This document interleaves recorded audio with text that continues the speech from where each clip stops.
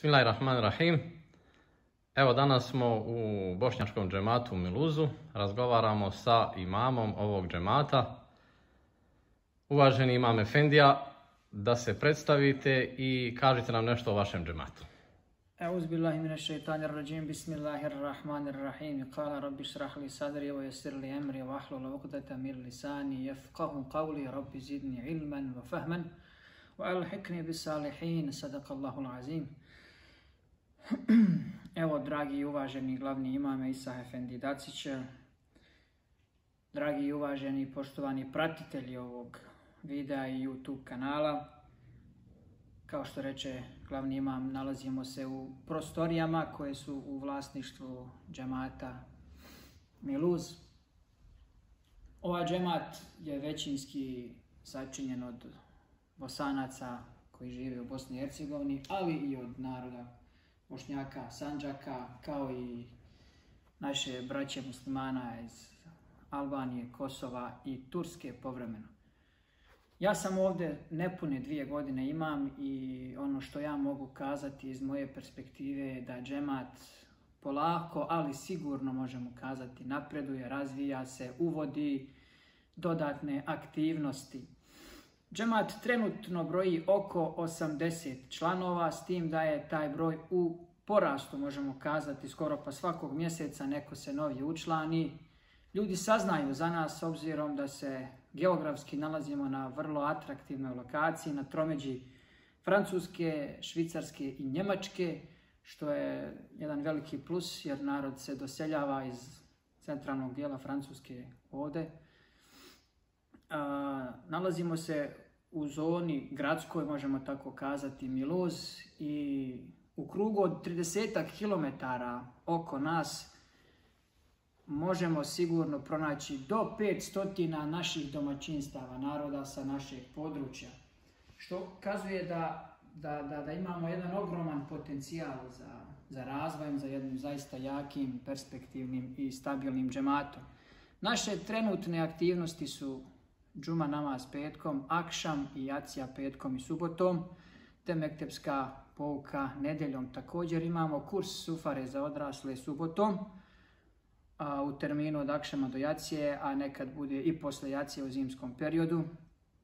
To su što se tiče naših aktivnosti koje su konstantne. Povremeno su tu aktivnosti mevluda, tevhida, naravno dženaza, vjenčanja po potrebi. Do sada u ove nepune 2 godine imali smo 3 vjenčanja, eto. Što se tiče mektepske nastave, također možemo izraziti zadovoljstvo porastom učenika u mektebu. Najmlađi uzrast je 4 godine, najstariji uzrast je 16 godina. Ukupno imam aktivnih 30-ak, tačno. Neki su redovni, neki su manje redovni, uglavnom brojka od 15 polaznika svakog vikenda je, da kažemo, ono što je konstantno. Što se tiče ostalih aktivnosti, imamo prostoriju koju ne možemo trenutno vidjeti iz ovog ugla, nalazi se na spratu, jer ovo je sada prostorija za klanjanje. Tu praktikujemo društvene aktivnosti poput igranja stolnog tenisa,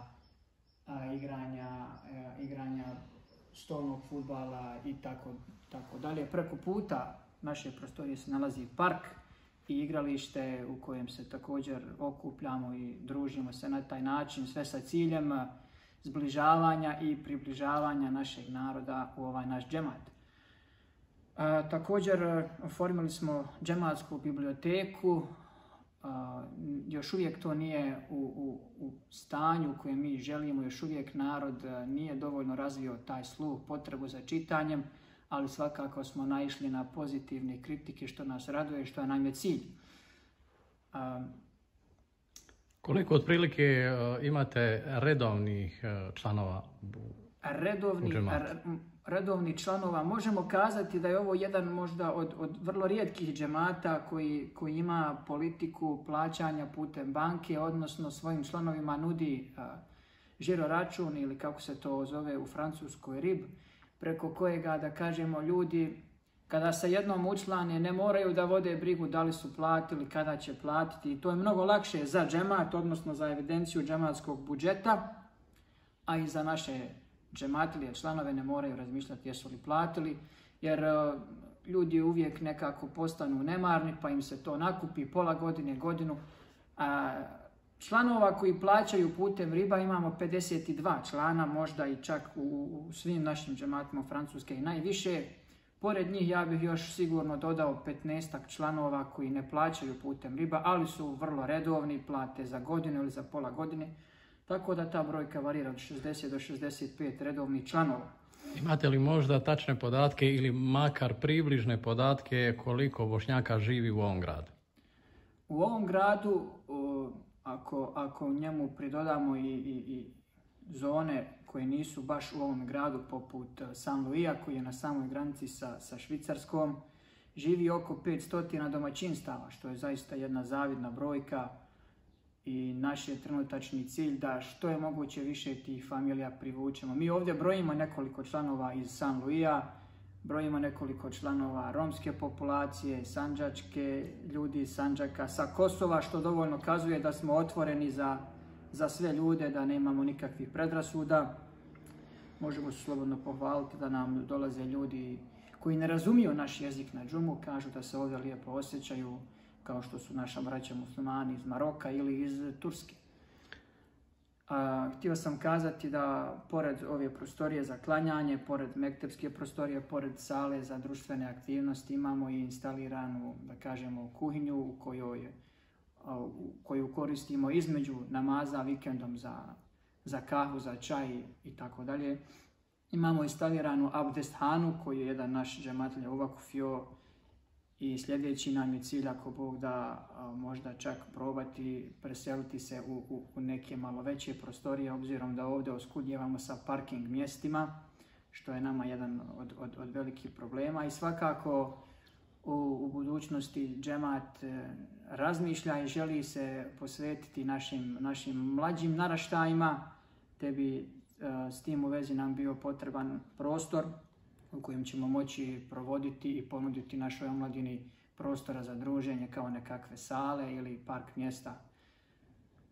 Sada trenutno nismo to u mogućnosti, ali malo je 80 članova i evo i ovom prilikom ukoliko neko bude od naših članova ili od muslimana, vjernika koji žive u Miluzu i u neposrednoj blizini, ja ga pozivam da dođe ovdje kod nas, da se informiše o svemu što ga zanima, da vidi ko smo, šta smo, kako funkcionišemo, šta nam fali, šta nam treba i da ako Bog da zajedničkim snagama sve sa jednim ciljem, to je Božjom milošću i Božjim zadovoljstvom gradimo i jačamo naše zajednice kako bi nama, a posebno našoj djeci, bilo puno bolje. Ja vas maslu selamim. Hvala ti za ovakvu lijepu prezentaciju. Živ bio, selam alejkum. Alejkum selam wa rahmatullahi wa barakatuh.